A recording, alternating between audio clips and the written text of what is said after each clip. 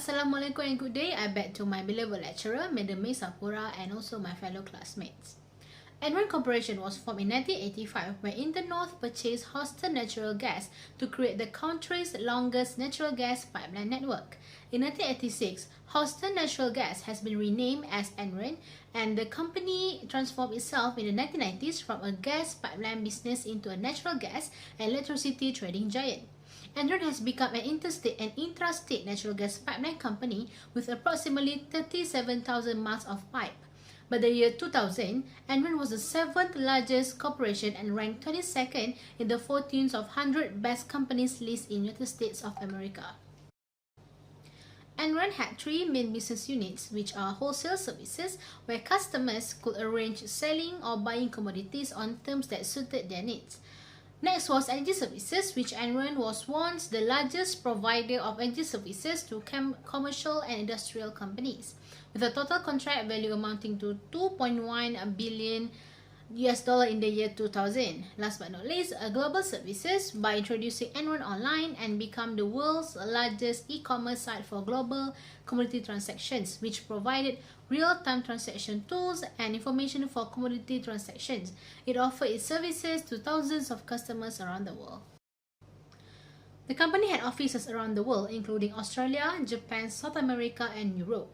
Furthermore, Enron established itself in the UK as the first foreign company to begin construction of a power plant after the electric industry in the UK was privatized. Only months before Enron's bankruptcy filing in 2001, the firm was widely regarded as one of the most innovative, fastest growing, and best managed businesses in the United States. Enron Corporation has declared bankruptcy on 2 December 2001 and became the largest bankruptcy and stock collapse in the United States history up to that time. There are several issues faced by Enron corporations before it has been declared bankrupt. First and foremost, the major reason that has been highlighted was due to their corrupted in auditing and accounting issues. Enron was one of the first amongst energy companies to begin trading through the internet, offering a free services that attracted a vast amount of customers.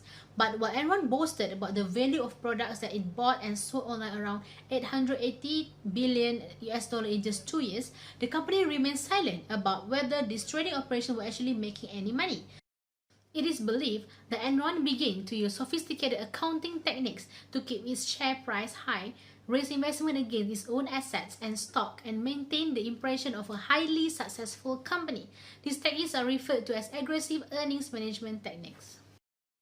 Independent partnership is one of the biggest issues by Enron, where they hide its debt by legally remove losses from its book if it passed these assets to these partnerships, and use many manipulative accounting practices, especially in transactions with special purpose entities, also known as SPE, to hide its mountains of debt and toxic assets from investors and creditors. The main reason behind these practices was to accomplish a favorable financial statement result, not to achieve economic objective or transfer risk. The standard Enron to SPE transaction would be the following, where Enron would transfer some of its rapidly rising stock to the SPE in exchange for cash or note.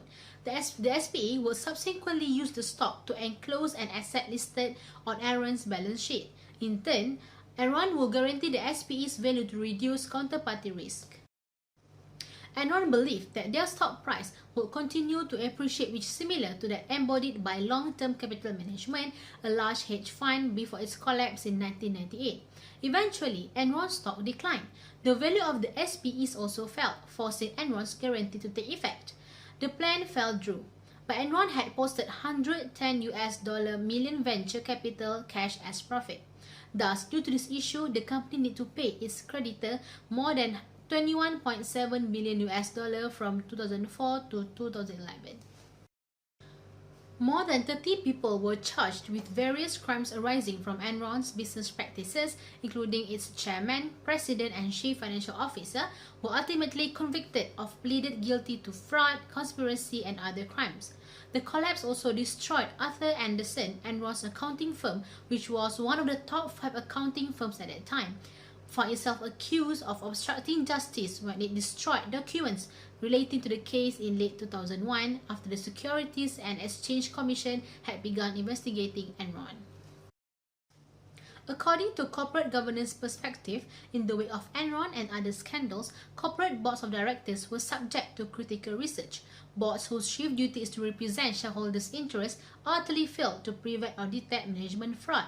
Thus, in July 2002, President George W. Bush signed into law of several provisions of Sarbanes-Oxley Act, a federal law of the United States that established auditing and financial regulations for public companies were designed to boost the power of independent directors and the audit committee of the board to exercise effective oversight of management and the accounting process of the Enron scandals. I will pass this discussion to the next presenters.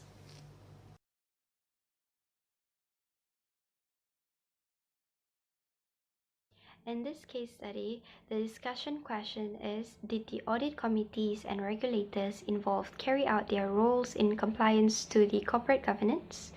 And the discussion objective to this question is to discuss on the roles of auditor and regulators and whether or not they implement corporate governance core concepts. Corporate governance is crucial to be implemented in every organization for the quality and efficiency of their development in the industry. Transparency is one of the core concepts of corporate governance, and it refers to an open and clear discussion of relevant information to shareholders and other stakeholders, as well as not concealing information. Integrity is also one of the core concepts of corporate governance, and according to UK Nolan Committee Standards of Public Life, it is defined as holder of public office not prioritizing themselves under any financial or other obligation to outside individuals or organizations that might influence them in the performance of their duties. And accountability is whether an organization and its directors are answerable in some way for the consequences of their action. The audit committee roles includes the oversight of financial reporting, the monitoring of accounting policies, the oversight of any external auditors, regulatory compliance, and the discussion of risk management policies with management. Therefore, the audit committee should review and provide advice on whether the financial statements taken as a whole provide a true and fair view of the company's financial position and performance. Poor accounting practices was one of the primary reasons which led to Enron's huge failure in running the business. Apart from the management having lack of integrity, Enron's auditor was also lacking in transparency, causing several businesses and investors to lose money they have invested in the company. This is due to Enron's using many manipulative accounting practices and concealed debts from financial statements in order to enhance its credit rating and protect their credibility in the market. Enron's auditing firm should play their role with integrity through checking the company's account with fair view of the company's current situation as well as protecting the shareholders' interests. Therefore, Anderson should be in the first line of defense in any case of fraud or deception that occurred within the company. A regulatory agency is a governmental body that is created by legislature to implement and enforce specific laws. Regulatory enforcement is the other primary role filled by regulatory agencies. An agency have the responsibility to monitor businesses to ensure that they are complying with the regulations. Therefore, the agency have the responsibility to commence investigation when the business is believed to be violating its regulation. Agency also have the decision to demand for any corrective action if necessary, and they can also impose penalties authorized by the law. Credit rating agency should provide guidance to investors on borrowers' creditworthiness. In this case, the credit agency involved failed to detect problems with Enron until the company was nearly bankrupt, and the lack of accountability in how Enron gained their revenues in the operation of the business. Furthermore, JP Morgan had also been questioned on their involvement with Enron. An investment bank should help advise the business according to the financial laws and regulations when the company is facing financial crisis to avoid the company from committing any criminal offenses. Securities and Exchange Commission was also accused of failing to notice earlier irregularities in Enron's accounts and failing to inspect the company's reports in detail since 1997. The agency should ensure that all investors have accurate information about the companies and that companies do not deceive investors or manipulate the market price of their shares. On to the next discussion question, which is, did the board of the directors exercise their duties and responsibilities efficiently in managing the company's management accounting practices?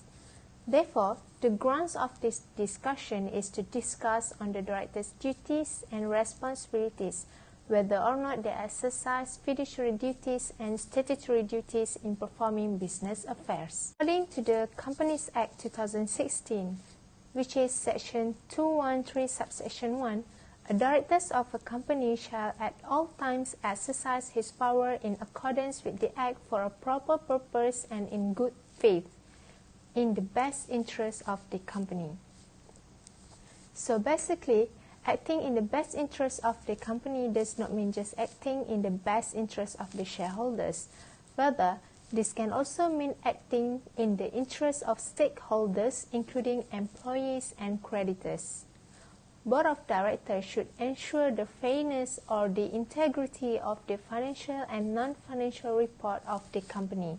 Basically, director must monitor all the activities in the corporation to avoid or prevent a mismanagement or fraud. Article by Harvard 2009 stated that in dictum in CD & Co. v. Technicolor, the Delaware Supreme Court announced in the first time that corporate directors owe a triad of fiduciary duties, including not only the traditional duties of loyalty and care, but a third duty of good faith. So, in another word, all of the decisions made by the director must consider the best interest of the corporation, whether it results in positive or negative impact. Applying to the Enron case, on 14 August 2001, Jeff Skilling resigned as chief executive. He cited a personal reason. After his resignation, Kenneth Lay became the CEO. Skilling's departure was prompted by concern over Enron's incompetent accounting and bad management. Next, on 8 November 2001, the company took the highly unusual move of restating its profit for the past 4 years. Enron effectively admitted that it had inflated its profit by concealing debts in its complicated partnership agreement, which is special purpose entities. As a summarization, the directors did not practice their fiduciary duties and responsibilities as they did not act in good faith, and they make a decision not for the best interest of the company because Enron had used manipulative accounting approach, especially in the transaction with special purpose entities to decrease losses, enlarge profit, and keep debt away from its financial statement. It helped Enron to maintain the impression of a highly successful company that in reality they are not. These techniques are referred to as aggressive earning management technique. From this point, we could see that directors did not make a full disclosure regarding the statement of profit and loss to the shareholder, as they fabricated the amount in order to enhance its credit rating and protect its credibility in the market. Okay, for the last hour discussion question for our presentation is, did Enron's management and committees manage the company's business affairs for the investor interest, or did the directors make decisions solely for their interests? For the discussion objective, to discuss the responsibilities of the board, whether they manage their duty according to the interest of the company or their personal interests.